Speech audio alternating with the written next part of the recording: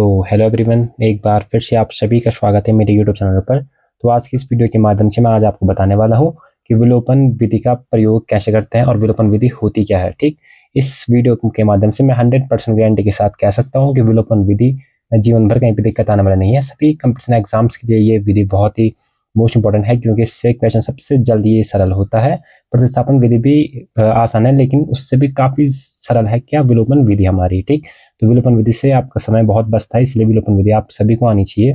और कक्षा 10 वालों के जो विद्यार्थी हैं उनके लिए तो ये very very very most important ये वीडियो होने वाली है। तो प्लीज वीडियो को स्किप नहीं करना है।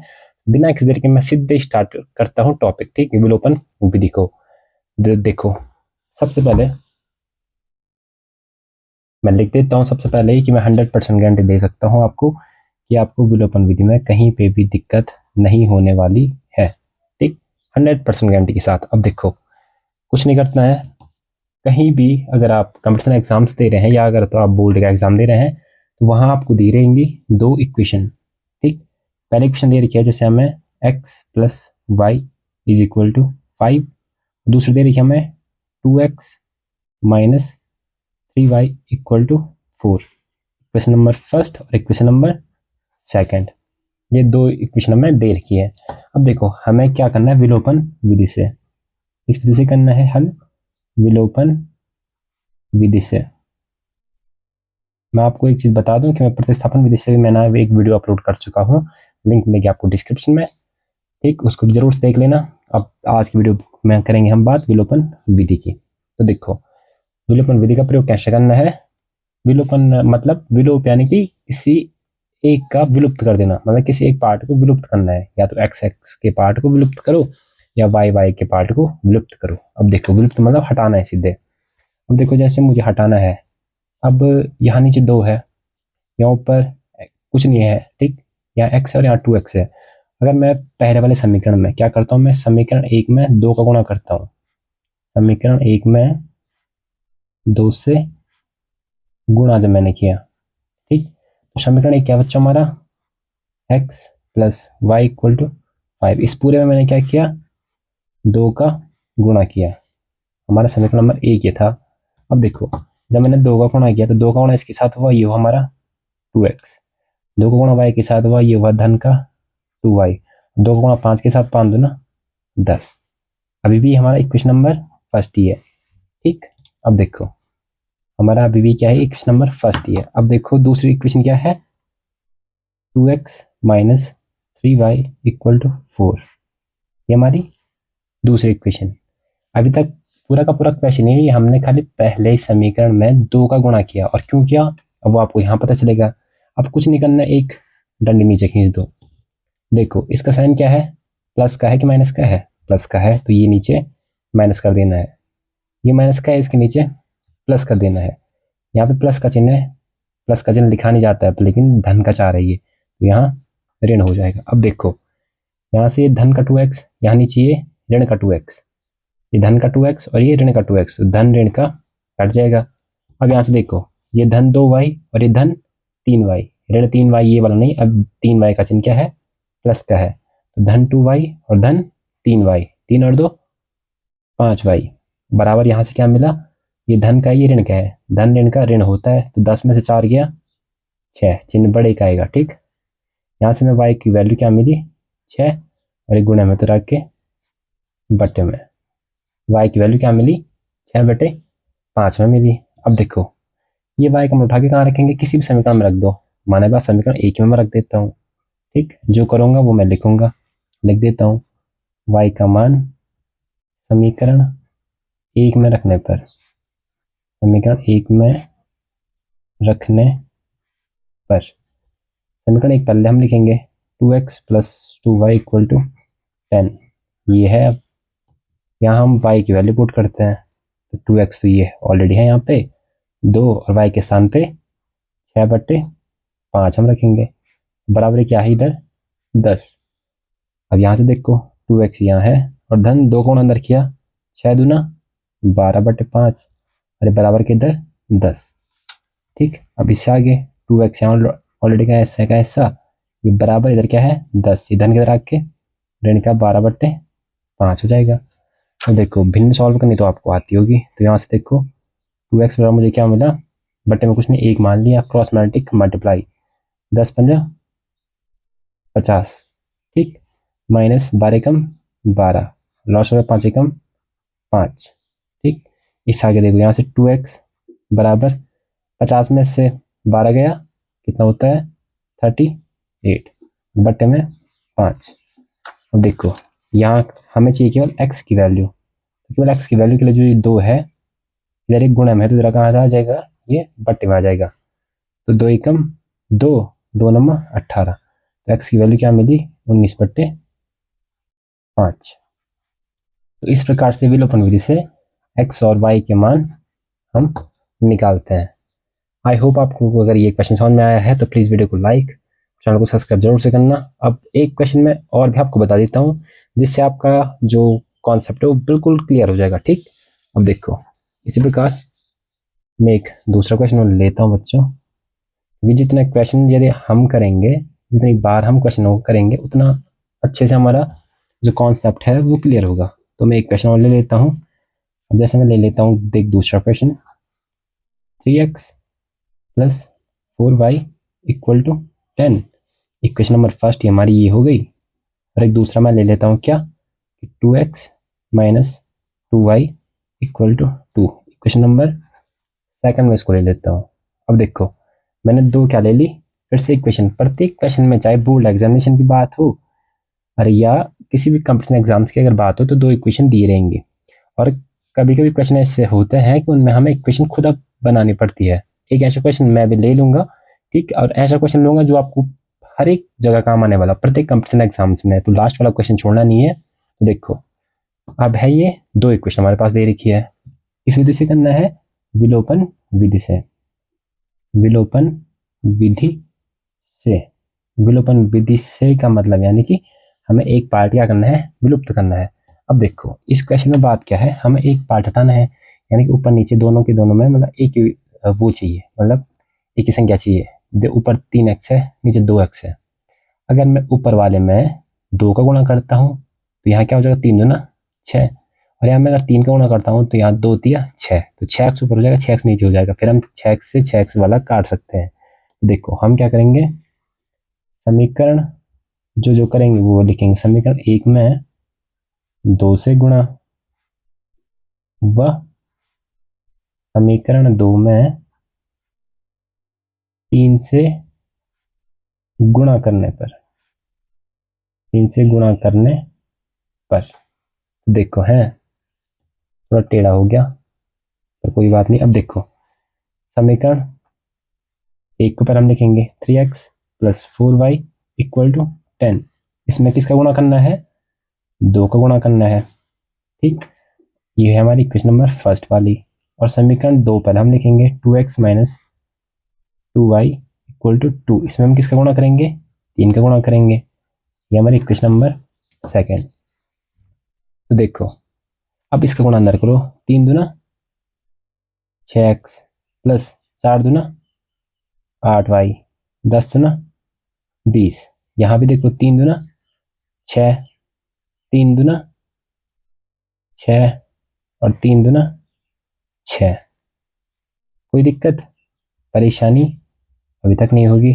अब देखो इतना हो गया, कुछ नहीं करना है, डंडी खींच दो, डंडी खींची, इसका चिन्ह क्या है, प्लस का है तो माइनस, माइनस का है तो प्लस, प्लस का है तो माइनस, ये धन का, ऊपर वाला ये ऋण का, कटा, यहाँ से धन, ये भी धन, 8 और 6 14 y, और यहाँ से बराबर, ये धन का ये ऋण का, 20 में से 6 गया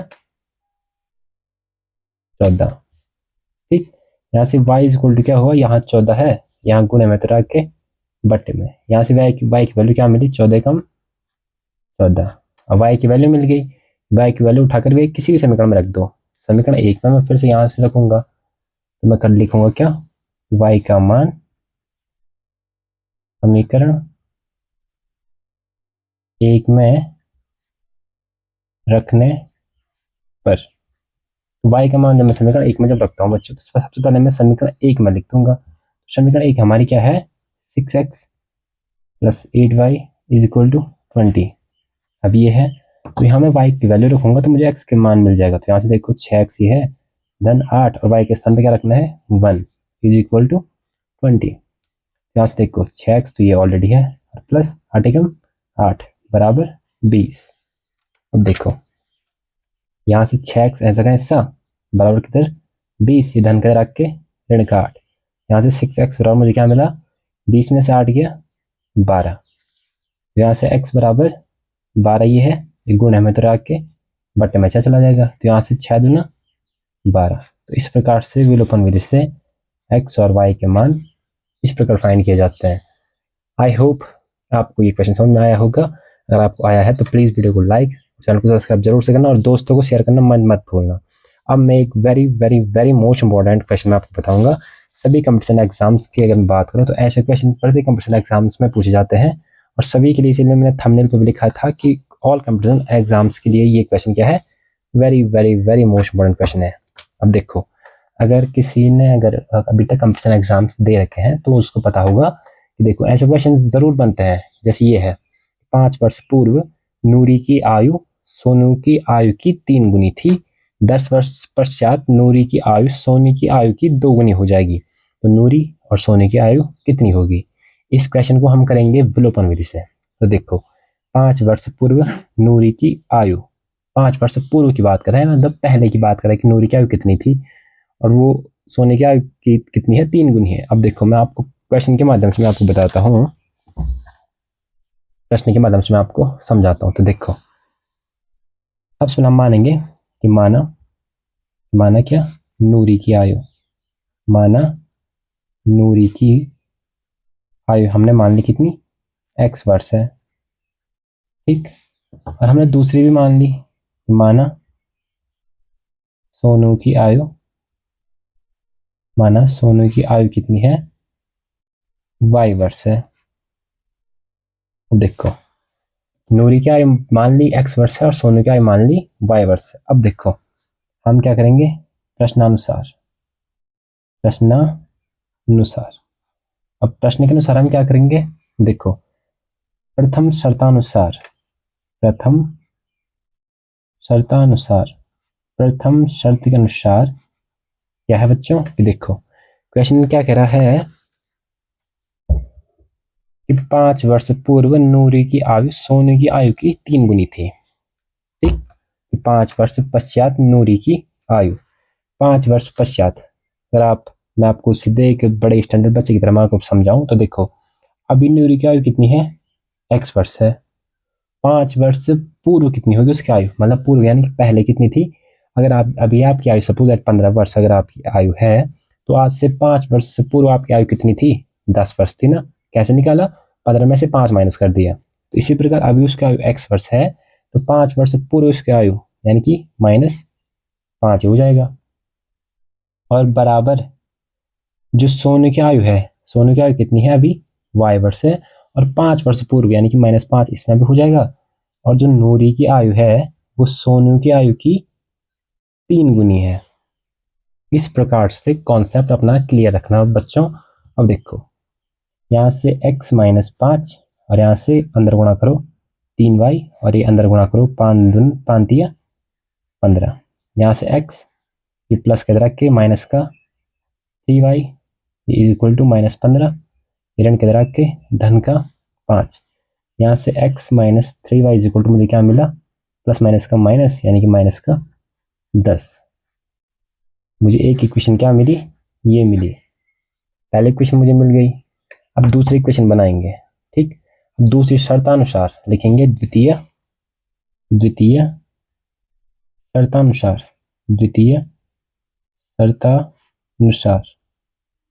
दूसरी शर्त के अनुसार बच्चों क्या कह रहा है क्वेश्चन देखो। अब देखो दूसरी शर्त उसकी क्या है, दूसरी शर्त है उसकी कि 10 वर्ष पश्चात नूरी की आयु सोनू की आयु की 2 गुनी हो जाएगी। 10 वर्ष पश्चात जो नूरी की आयु होगी, अब देखो फिर से मैं मान लेता हूँ कि अगर आपकी आयु है सपोज 15 साल, अगर आप 10 वर्ष पश्चात आपकी आयु कितनी होगी आज से 15 साल में 10 और ऐड कर देंगे यानी कि 25 होगी। और वो कैसे किया, अपनी रियल आयु 15 साल में आपने 10 जोड़ दिया, तो अभी नूरी की रियल आयु कितनी है x वर्ष है। और 10 वर्ष पश्चात यानी कि धन 10 हो जाएगा, और बराबर अभी सोने की आयु कितनी है, y वर्ष है, और 10 वर्ष पश्चात इसमें भी 10 और हो जाएगा। अब क्वेश्चन कह रहा है कि नूरी की आयु 10 वर्ष पश्चात जितनी है और सोने की आयु 10 वर्ष पश्चात जितनी है, तो नूरी की आयु सोने की आयु की 2 गुनी है। अब ठीक, यहाँ से x + 10 और यहाँ से ये 2y हुआ, और 10 तो ना 20। यहाँ से देखो x ये धन के रख के ऋण का 2y बराबर ये 20, धन के रख के ऋण का 10। यहाँ से x - 2y = मुझे क्या मिला, 10 मुझे मिला। ये मुझे मिल गई क्या, दूसरी इक्वेशन। ठीक, हम एक बार दोनों समीकरण में लिख देता हूँ। देखो समीकरण 1 व 2 से, समीकरण 1 व 2 से, देखो समीकरण 1 व 2 से मैं क्या करता हूँ, पहले समीकरण 1 में लिख दूंगा x - 3y = -10, ये हमें इक्वेशन नंबर फर्स्ट ये हमारी है। दूसरी क्या हमारी, x - 2y = 10, ये इक्वेशन नंबर सेकंड है हमारी। अब देखो इस क्वेश्चन में हमें कुछ गुणा भाग करने की जरूरत नहीं है। क्यों, देखो डायरेक्ट क्या कर दिया मैंने, ये इसका जन प्लस का है तो माइनस का, ये माइनस का है तो प्लस का, प्लस का है तो माइनस का, धन ऋण का कट गया, ये ऊपर ऋण का है नीचे धन का है, तो 3 में से 2 गया, 1y बचेगा। चिन्ह किसका आएगा, बड़े वाले का, क्योंकि 3 बड़ा है ना, तो -3y का चिन्ह आएगा, तो -y हुआ, और बराबर ऋण 10 और ऋण 10 ऋण 20, यहाँ से माइनस कट्टा, y बराबर मुझे क्या मिला, 20। यानी कि सोने की आयु कितनी है, 20 वर्ष है। पहला हमें यहीं पे मिल गया आंसर, ये सोने की आयु हमने निकाल दी। अब y का मान उठा के मैं कहाँ रखता हूँ, समीकरण नंबर 1 में रखता हूँ। यहाँ से मुझे x का मान यानी कि नूरी की आयु मिल जाएगी, तो लिखूंगा मैं y का मान समीकरण 1 में रखने पर, देखो समीकरण 1 क्या हमारा, x - 3y = -10 ये हमारा है।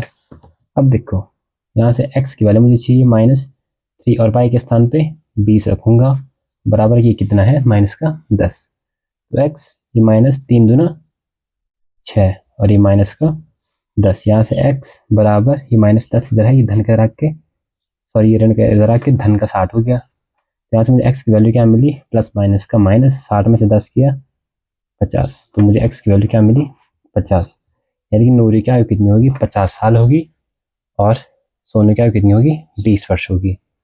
अगर आपको समझ में आया है, अगर आपको मेरी वीडियोस पसंद आती हैं तो प्लीज़ वीडियो को लाइक और चैनल को सब्सक्राइब जरूर से करना। और हाँ, कमेंट बॉक्स में लिखना ना भूलें कि आपको दूसरी वीडियो किस टॉपिक्स पे चाहिए। ठीक, मिलते हैं नेक्स्ट वीडियो के साथ, धन्यवाद।